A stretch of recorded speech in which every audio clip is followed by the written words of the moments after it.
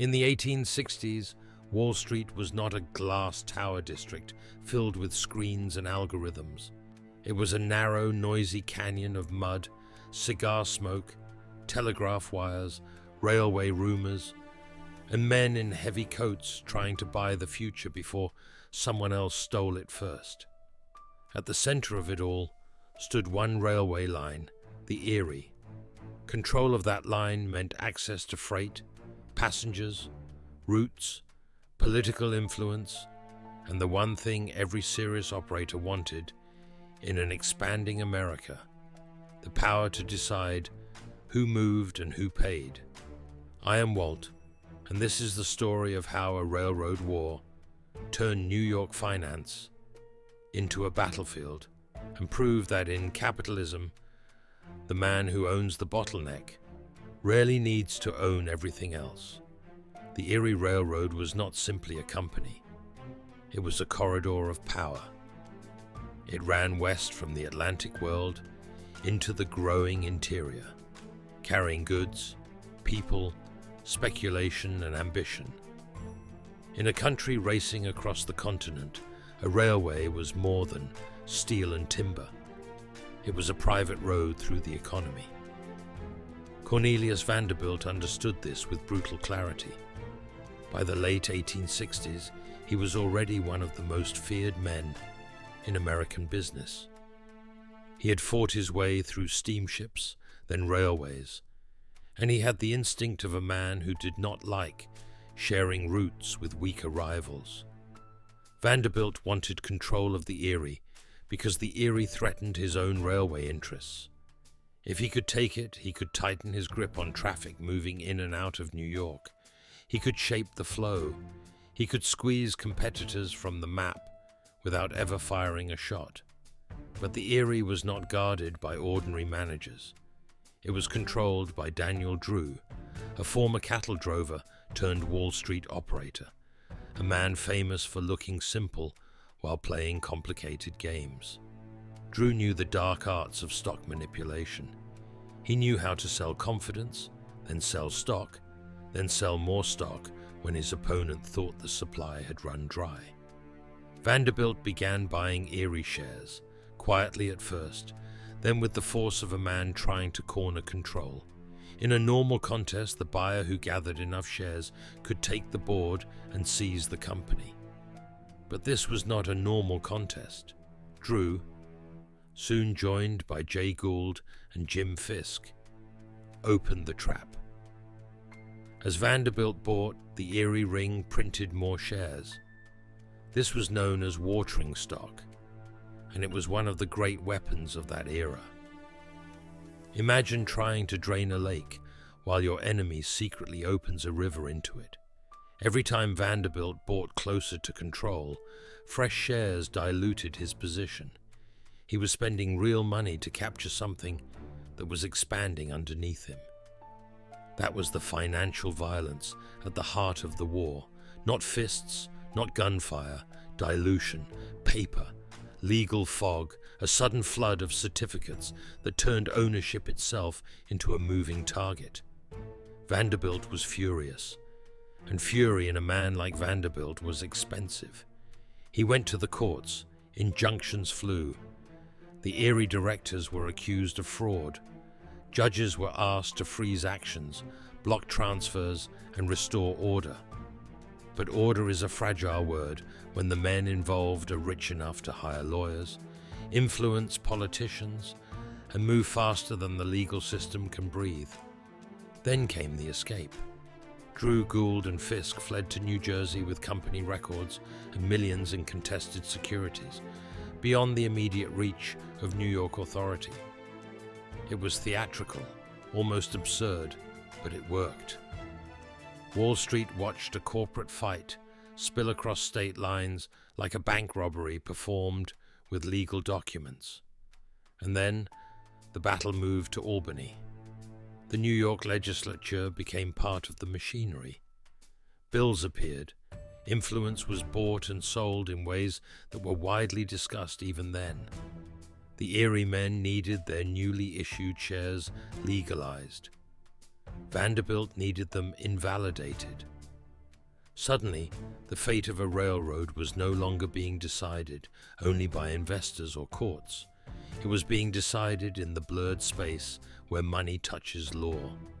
That is what made the Erie War so dangerous. It revealed that a corporation was not merely an economic object, it was a political weapon. If you could shape the rules while the game was still being played, you did not have to beat your rival in the market. You could change what winning meant. Jay Gould understood this better than almost anyone. He was not as loud as Fisk, not as legendary as Vanderbilt, and not as old-fashioned as Drew. Gould was cold, patient, nearly invisible when he wanted to be. He saw that the railway itself was only one layer of the fight. The deeper contest was over control points, stock issuance, board seats, court orders, legislative permission, public panic. Each one was a lever. Jim Fisk supplied theater. Gould supplied calculation. Drew supplied the old Wall Street cunning. Together they turned Vanderbilt's strength against him. The Commodore had capital, reputation, and appetite. But the Erie Ring had flexibility. They could print, run, lobby, delay, and confuse. They made the battlefield unstable.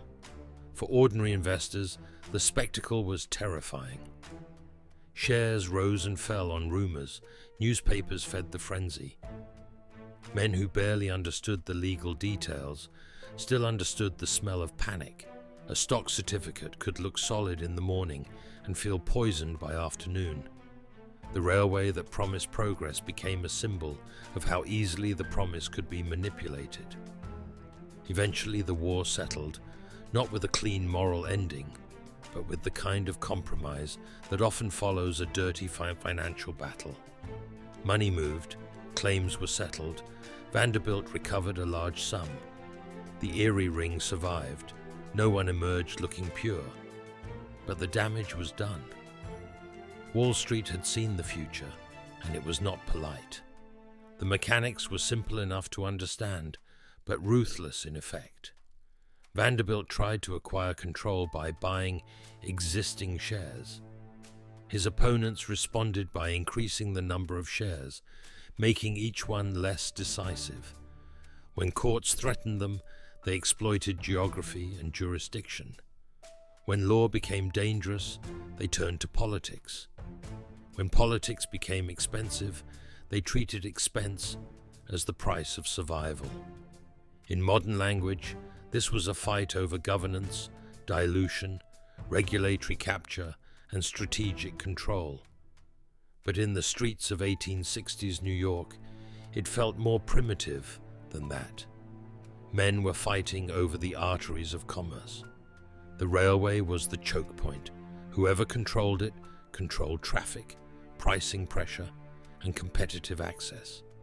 The stock market was merely the visible battlefield. The real prize was movement. That is why the Erie War still matters, not because the tactics were elegant, they were often ugly. Not because the characters were admirable, many were not. It matters because it exposed the law that has never really disappeared. Capital alone is not control. Vanderbilt had money. He had experience. He had nerve. But money spent in the open can be defeated by supply created in the dark. Control belongs to the person who understands where the narrow gate is, and who can decide whether that gate opens or closes. In the Erie War, the gate was a railway line. Later it would be oil pipelines, telephone networks, software operating systems, payment rails, search traffic, shipping lanes, cloud infrastructure, app stores, and data platforms. The costume changes, the law does not. A bottleneck is where the economy must pass through one narrow space. If you own that space, you do not need to own every factory, every customer, or every product. You can tax movement, you can slow rivals, you can set terms, you can make other people's ambition pay rent. That is the cold brilliance beneath the mud and smoke of the Erie War. Vanderbilt saw the bottleneck and tried to buy it. Drew, Gould, and Fisk saw the same bottleneck and defended it with paper, politics, and audacity. The fight was not really about a railway company. It was about who had the right to control the route through which wealth itself would travel. By the end, Wall Street looked a little less innocent, if it had ever been innocent at all. The railway age promised connection, speed, national growth. But behind the timetable stood something darker. Men learning that the most profitable position in a market is not always the biggest brand, the loudest voice, or even the richest buyer. It is the narrow bridge everyone else has to cross. Thank you for watching. If this story gave you a sharper way to look at power, markets, and the hidden machinery of business, like the video and subscribe to Inked Gold for more high-stakes financial documentaries. I appreciate you being here, and I will see you in the next video. Before you go, what modern company do you think controls the most powerful bottleneck today?